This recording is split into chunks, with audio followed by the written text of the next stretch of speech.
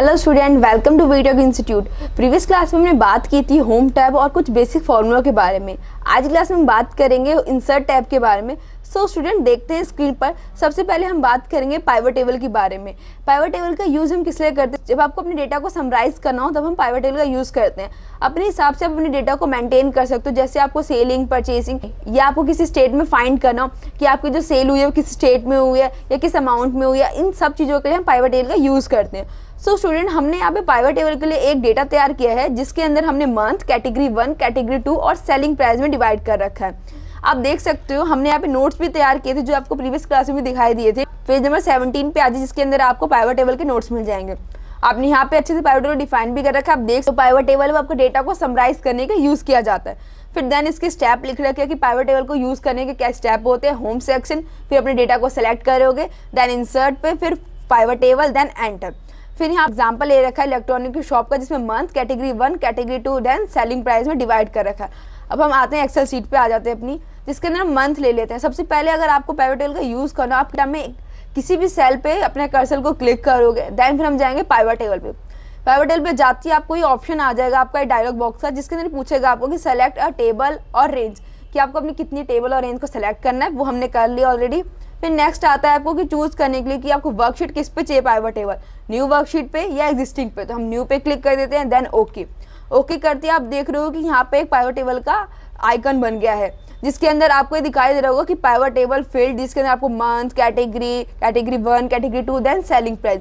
फिर यहाँ नीचे ही आप देख सकते हो राइट साइड में आपको ये 4 बॉक्स दिख रहे हैं, इसके अंदर फिल्टर, कॉलम, रो और वैल्यू, इन सबको अच्छे से डिवाइड कर रखा है। अब हम बात करते हैं पहले मंथ की। अगर आपको अपना मंथ डिवाइड करना रो पे, हमने अपने मंथ को रो साइड में कर दिया। आप देख सकते हो कि हमारे पास जितने मंथ थे, जनवरी, फरवरी, मार्च, अप्रैल, जून, ये सब आपको इजीली दिखाई दे रहे हैं। अगर आप इसको मूव ऑन भी करो कि आपको सिर्फ सेलेक्ट ऑल हटा के सिर्फ फरवरी के देखने, तो आप ओके करोगे तो आपको सिर्फ फरवरी के ही अपने ये डेटा में दिखाई देगा। सेलेक्ट ऑल कर देंगे तो हमें ये पूरे डेटा में दिखाई देगा। हम सेलेक्ट ऑल पे क्लिक कर दिया, देन ओके करती है, आपको टोटल जितने हमने मंथ लेते वो सारे मंथ दिखाई दे रहे हैं।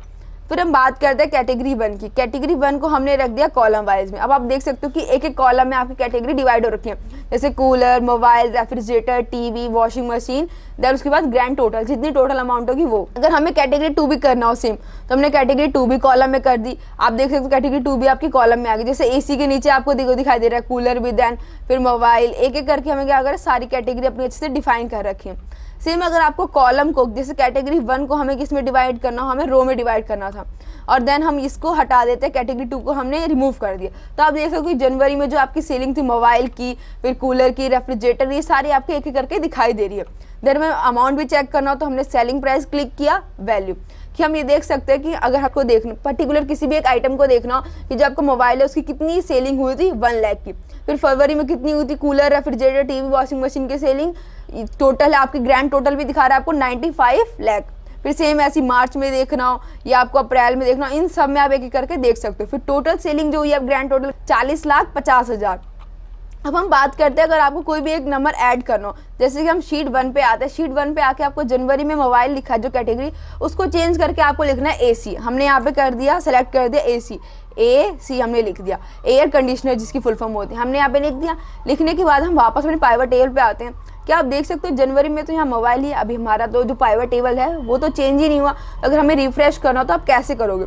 जब पाइवट टेबल का यूज़ करते हैं, तो पाइवट टेबल का यूज़ करते हैं आप ऊपर सेक्शन पे देखोगे कि न्यू टैब के बगल में एक एनालाइज का और डिज़ाइन का ऑप्शन है। ये ऑप्शन आपका तभी क्रिएट होगा जब आप पाइवट टेबल का यूज़ करोगे। अगर हम रिमूव कर दे साइड में, तो आप देख सकते हो कि ये दोनों आपके जो टैब थे वो हाइड हो चुके हैं। वापस हम इस पर क्लिक करेंगे तो आपके टैब आ गए। अब हम क्या करेंगे, अब हम जाएंगे एनालाइज पे। एनालाइज पे हमने क्लिक कर दिया, रिफ्रेश का ऑप्शन दिख रहा होगा, इस पर क्लिक करते आप करो रिफ्रेश ऑल करते आप देख सकते हो कि जनवरी में आपको एसी दिखाई दे रहा है। देन अगर आपको नेक्स्ट देखना हो, हम नेक्स्ट कूलर की जगह क्या कर सकते हैं, हम यहाँ पे मोबाइल लिख सकते हैं, MOBILE, हमने मोबाइल लिख दिया, देन एंटर। ये किस मंथ का था? फैब का था। अब हम फैब का चेक करें, फैब में तो हमारा कोई मोबाइल है ही नहीं। अब इसको भी हम सेम रिफ्रेश कर देते हैं, एनालाइज पे जाएंगे, अब हम रिफ्रेश के ऑप्शन पे जाएंगे, रिफ्रेश के ऑप्शन रिफ्रेश ऑल करती है, आपका ये मोबाइल में चेंज हो गया है। नेक्स्ट अगर आप देख सकते हो कि आपको किसी रो या कॉलम को ऐड करना हो, क्या फिर वो आपके कैटेगरी में चेंज होते हैं कि नहीं होते। हम वापस शीट 1 पे आते हैं। शीट 1 पे आने के बाद आप यहाँ पे किसका कॉलम बनाते हैं, हम यहाँ पे इनवॉइस का कॉलम बना लेते हैं। इनवॉइस इनवॉइस नंबर का हमने क्या करा है, कॉलम बना लिया और हम एज्यूम कर लेते हैं कुछ समथिंग नंबर। हमने यहाँ पे ऐसे ही अपने नंबर लिख लिए, जिसको हम क्या करेंगे अब ड्रैग डाउन कर लेते हैं। अब हम इसे ड्रैग डाउन कर लेते हैं ऐसे ही एक्सेट्रा मानने के लिए कि जो आपके ऐड ऑन होता है कि नहीं। हमने यहाँ पे इनवॉइस के नेम से कॉलम बनाया। अब कॉलम बनाने के बाद आप देख सकते हो कि यहाँ पे तो हमारे कॉलम का ऑप्शन ही नहीं दिख रहा जो पाइवट टेबल फील्ड है। अब आपको इसको ऐड कैसे करना है, हम क्या करेंगे, एनालाइज के ऑप्शन पे जाएंगे। इस पे जाने के बाद आप चेंज डेटा सोर्स पे क्लिक करोगे। क्लिक करने के बाद हम चेंज डेटा सोर्स पे क्लिक कर लेंगे। अपनी रो या कॉलम को ऐड ऑन करना है, सेलेक्ट करना है। फिर हम यहाँ से अपनी डेटा को सेलेक्ट कर लेते हैं। सेलेक्ट करने के बाद हम कर देंगे ओके।